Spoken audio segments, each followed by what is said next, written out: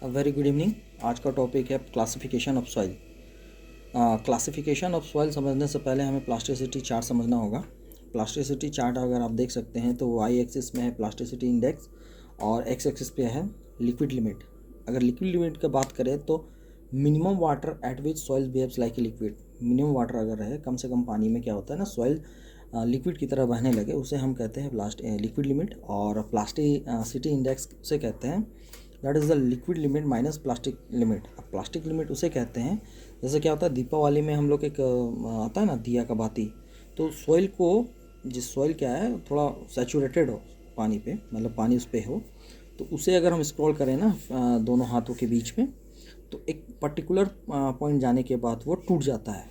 ठीक है, तो वो टूटने से पहले जितना अमाउंट ऑफ प्लास्टिसिटी है उस सॉइल पे, उसे हम कहते हैं प्लास्टिक लिमिट। ओके, तो difference between the liquid limit and plastic limit is called plasticity index, और अगर हम सिंपल भाषा में इसे कहें तो डिग्री ऑफ मॉइस्चर कहते हैं।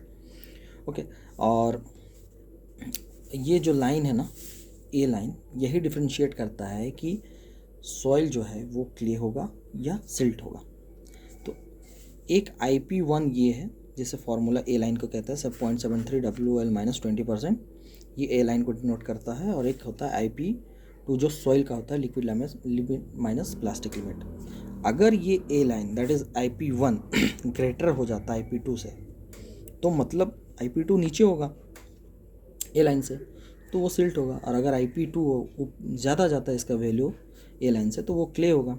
ठीक है, अब क्ले तो होगा या सिल्ट तो होगा, लेकिन जैसे यहाँ लिखा हुआ है CL CI CH, ये इंडिकेट करता है L low compressible soil, high compressible soil, H और इंटरमीडिएट कंप्रेसिबल सॉइल।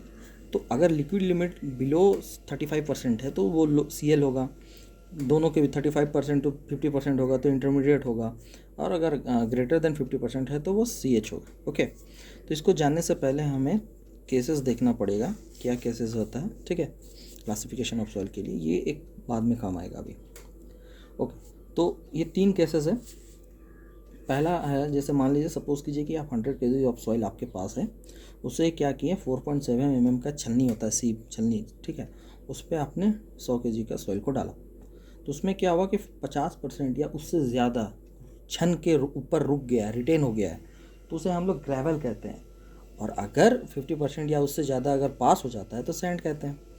सैंड में भी केस है, ये तो अलग केस हुआ। अब उसमें क्या होता है 75 माइक्रोमीटर का सीप है, अब उसमें 50% या उससे ज़्यादा अगर रिटेन हो गया तो कोर्स ग्रेन सॉइल होता है, और अगर पास हो गया तो फाइन ग्रेन सॉइल होता है। ये तो होगा 50% या उससे ज़्यादा। अब 75 माइक्रोमीटर में हमको देखना पड़ेगा, 3 केसेस आता है, 5% से कम, 5 से 12%, या फिर 12% से ज़्यादा। ठीक है, तो सबसे पहला केस है लेस देन 5%।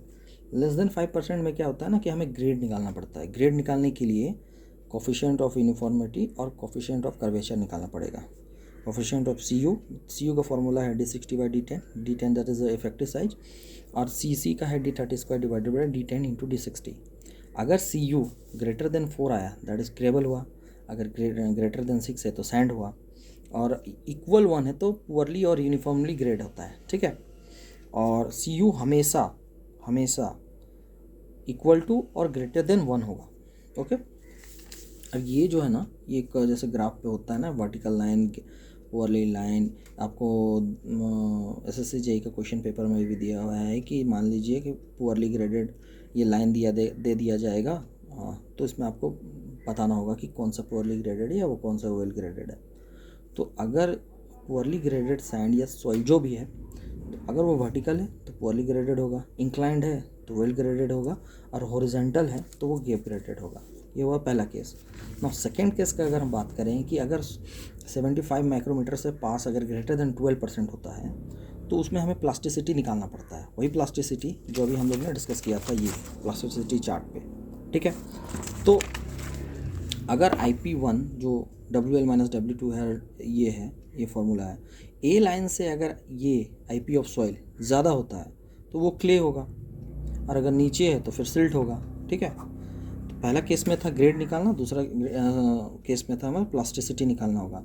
अब 5 से 12 जिस पे सॉइल रहेगा ना, 5 से 12%, तो उस पर हमें ग्रेड और प्लास्टिसिटी दोनों निकालना पड़ेगा। ठीक है, तो ये क्वेश्चन हम देखते हैं, एक क्वेश्चन देख लेंगे तो उससे थोड़ा बेहतर समझ में आएगा। जैसे आप ये देखिए, एक क्वेश्चन है, as per Indian standard soil classification system, soil sample of silty clay already दिया हुआ है, ठीक है, with liquid limit that is WL and plasticity इतना दिया हुआ है 28%। तो प्लास्टिसिटी ऑलरेडी गिवन है 28%, तो हमें ए लाइन निकालना पड़ेगा। ए लाइन का फॉर्मूला क्या है, 0.73 WL माइनस 20%। तो ये कितना है 8.76, मतलब ये 8.76 का लाइन है, उससे एवब तो IP ऑफ सॉइल है, मतलब क्या वो क्ले है, क्ले ठीक है। अब प्लास्टिक लिक्विड लिमिट क्या दिया है 40%, दैट इज़ 35 से 50% के बीच में है, मतलब इंटरमीडिएट है, दैट इज़ CI। ओके, तो आज के लिए इतना ही। नेक्स्ट वीडियो के लिए मैं आपको फिर कल एक नया वीडियो डालूंगा इसी से रिलेटेड सॉइल मैकेनिक्स के। Thank you.